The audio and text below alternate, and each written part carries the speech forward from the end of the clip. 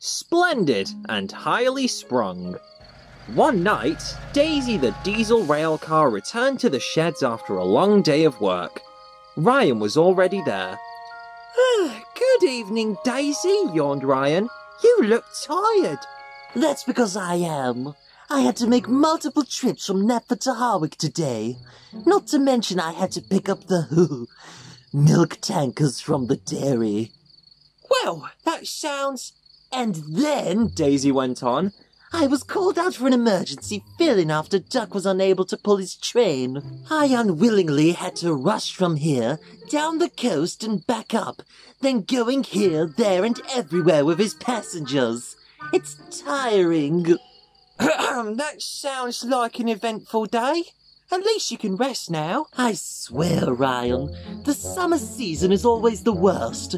Every day it's take children to the beach, take them to the small railway, don't get me started on wrecks, take them to the harbour for boat tours with skiff, I take them here, there, and did I mention everywhere yet? I feel like I haven't mentioned everywhere yet. I don't even feel appreciated by the fat controller or the passengers. Ryan yawned again. He hadn't even been that tired before Daisy arrived, but in a matter of minutes, he was out of it. The next day, Daisy was waiting at Knapford Station between trains. The summer sun shone brightly, and she was feeling exhausted. Just then, James bustled in. "Hello, hello, hello!" he whistled. "Don't I look extra splendid today? The fat controller gave me a new coat of paint. No particular reason, I suppose. I'm just always deserving of it, aren't I?" Well, aren't you a special engine? Daisy groaned. She couldn't stand James and his constant boasting. It's not right, you know, she continued. You mainline engines get special treatment for getting your work done, and get so much attention from the passengers. I get none of that, and I still have to work in the hot summer sun. What's she on about? James chuckled. You get a seaside holiday practically every day, and take nothing but passengers at that. You spend all your time coasting by the beach, while I'm cooped up with nothing but stuffy countryside. That's what isn't fair, if you ask me anyhow. If you want my job so badly, why don't you just take it then? Why don't you take mine? Thomas and Ryan, who had been stuck in the middle of this whole ordeal, just laughed. They suddenly had an idea. You know, you two, that's not such a terrible idea, chuckled Thomas. What now? Swapping jobs, he means, replied Ryan. James and Daisy looked at each other. James started to laugh while Daisy snorted. I'm being serious. If you two swapped jobs and saw it in a different light, you could see you truly as it was, and it would give you a nice breath of fresh air. Away from us too, Thomas finished under his breath. Daisy sighed and finally spoke up. Well, I'm not for it. I may think my work is cumbersome, but I'm not for swapping it for goods work. I don't do goods. Bad for my swerves and all. You know how it is. Oh, pah! It's more than just goods work. I do passengers too. James stopped, then grew a wicked smile. Besides, lately, it's just been passengers. See? You'd get so much more attention from all the passengers along the main line, Daisy. And James, you get your seaside holiday. Seaside holiday indeed. Oh, fine. Just this once. I'm only doing it for the passengers, though. They deserve the grace of a fine rail car like me. Daisy flounced. The grace of a reversing sports lorry, James muttered under his breath. Anyways, I'd better get ready for my seaside trip. A pleasure doing business, Daisy. Same to you, James. And James puffed away laughing all the while. It was a good joke to him. Who would have thought it would be so easy to fool her? I'm a genius. I'm a genius. The next morning, James was up and out early. He didn't want to waste one moment of his holiday. He rounded up some coaches and sat patiently at the station. What a clever plan! What a clever plan! James chortled at his own wit when Daisy sidled up alongside. So, my dear James, when do the passengers for your train usually get here? Shortly after I leave, I'm sure. Your trains usually go out before mine. Well then, it's a good thing I've gotten here early then. Soon, the passengers for both services had arrived. Both James's coaches and Daisy filled up quickly, and as the guard's whistle blew, the two engines were off. Both were blissfully unaware of what the day had in store. As James travelled along, he was enjoying himself immensely. He hadn't been up the coast in ages. I can't believe her, he chuckled. She traded this beautiful view for the main line. But as he made it to Bluffs Cove, he couldn't believe the amount of people that were waiting for him, and at such a small station. Oh, look at them all, he whistled in delight. So many people to admire my new coat of paint. I couldn't have timed that better. Everyone crowded into the coaches, but they were nearly full already.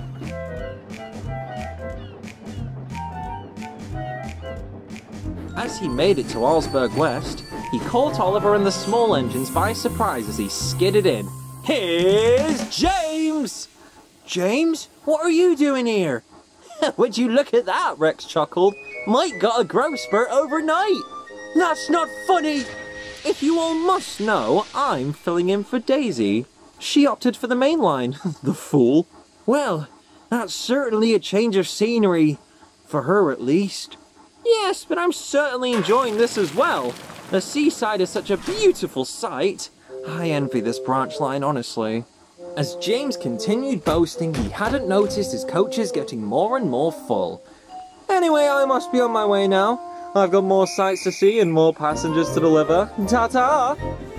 James laughed as he puffed away, but had noticed his coaches and called after him.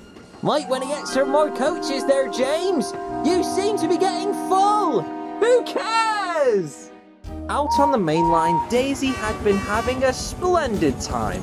The passengers were quite enjoying travelling on a smooth, highly sprung rail car, compared to the typical roughness of James's usual demeanour.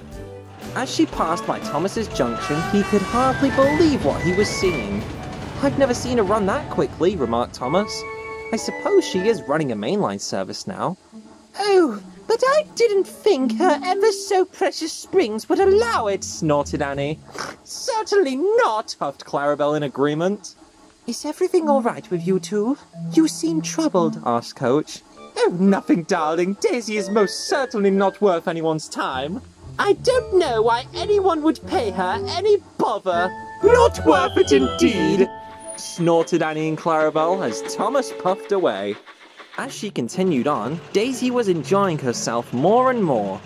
She had never been allowed to run this fast before. She was nervous at first as she climbed Gordon's Hill, but with no coaches to pull, she reached the top with no trouble at all. Oh, this is so exhilarating, she said as she crested the top and rolled quickly down the other side. Away we go, away we go! Woohoo! She tooted.